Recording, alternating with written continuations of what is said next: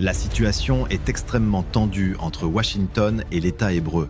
Une réunion d'urgence de haut niveau s'est tenue hier entre les responsables militaires israéliens et le commandement américain au Moyen-Orient, le CENTCOM. L'objectif affiché, coordonner les scénarios d'action contre l'Iran. Le résultat, un désaccord majeur sur la nature et l'ampleur de la frappe à venir. Le régime sioniste refuse de s'engager dans une opération qui ne serait pas totale.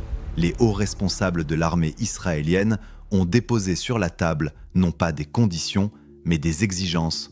Ils ont goûté à la capacité de destruction massive de l'Iran lors de la guerre des 12 jours. Ils ne veulent plus jouer avec le même feu.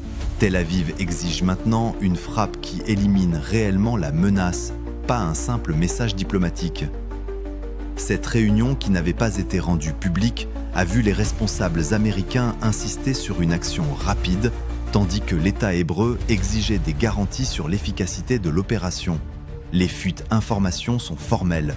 3 exigences majeures ont été posées par les militaires israéliens, sans quoi ils refuseraient de suivre Washington dans cette aventure. La première exigence de l'État hébreu est sans ambiguïté. Il faut neutraliser préalablement la capacité de riposte balistique iranienne. Pour Tel Aviv, toute frappe qui laisserait intacte cette capacité serait incomplète et vouée à l'échec. Les missiles sol-sol iraniens sont perçus comme l'outil principal de saturation et de représailles. Le régime sioniste connaît parfaitement cette menace. Il a vu comment l'Iran peut saturer des systèmes de défense parmi les plus sophistiqués au monde. Il sait que la distance géographique jette le sort sur son territoire en cas de riposte. Les cibles prioritaires seraient donc les sites de missiles sol-sol, les plateformes de lancement, les centres de commandement de l'artillerie balistique iranienne. Mais la question se pose, ces systèmes sont-ils vraiment accessibles ? L'Iran a fortifié ses installations jusqu'au dernier degré, creusé des montagnes, dispersé ses capacités. Est-il réaliste de penser pouvoir détruire cette menace dans un premier temps ? L'État hébreu sait que la riposte iranienne serait brutale. Il a raison d'imposer cette ligne rouge. Il ne veut pas se retrouver sous un déluge de missiles comme lors du conflit précédent. Il ne jouera pas à l'arroseur arrosé avec une capacité balistique iranienne intacte. La deuxième exigence est encore plus ambitieuse, frapper les institutions gouvernementales iraniennes pour désorganiser l'État. Tel Aviv cible le cœur du système décisionnel iranien, le Parlement, le président Massoud Pezeshkian, les ministères clés, le corps des gardiens de la révolution. Cette approche, selon le régime sioniste, vise à paralyser la chaîne politico-militaire iranienne. En frappant ces institutions, on empêcherait l'Iran de décider, de coordonner et de durer. Mais cette logique présente un paradoxe flagrant. Si ces institutions sont des cibles prioritaires, alors le déplacement de l'ayatollah Khamenei dans un bunker répond exactement à cette menace. L'Iran anticipe ce scénario. Il sait que l'État hébreu veut décapiter le régime. Il connaît les techniques occidentales. En protégeant son leadership, en renforçant ses bunkers, en dispersant ses centres de commandement, Téhéran déjoue la stratégie de Tel Aviv avant même son application. Mais cette exigence pose un problème juridique majeur. Frapper des institutions civiles gouvernementales constitue une agression contre l'État souverain, pas seulement une action militaire ciblée. Cela légitimerait une riposte iranienne massive, non seulement contre l'État hébreu, mais contre tous les acteurs de la coalition. Tel Aviv transfère le risque maximal sur les épaules des États-Unis. La troisième dimension des exigences israéliennes concerne la nature de la frappe elle-même.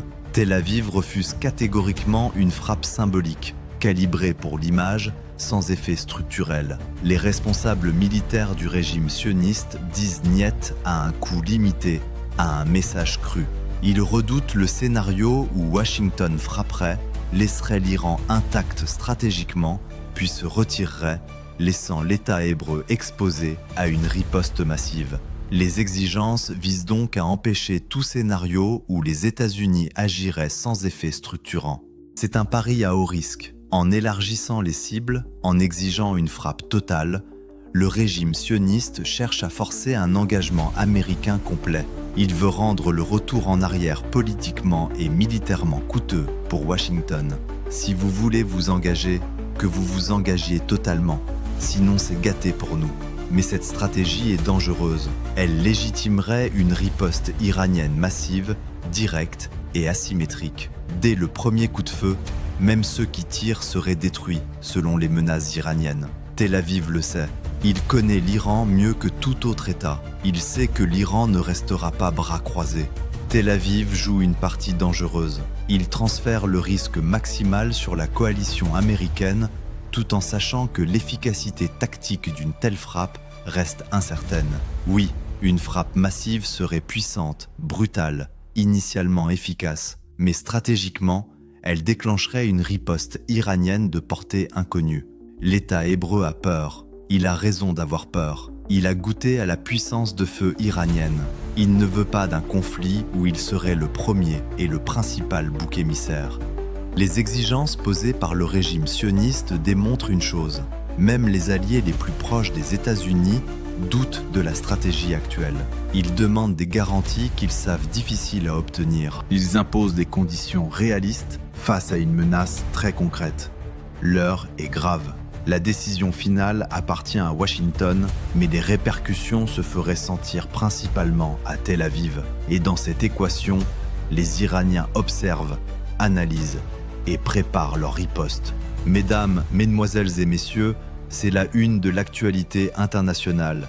La situation est extrêmement tendue et chaque nouvelle exigence compte.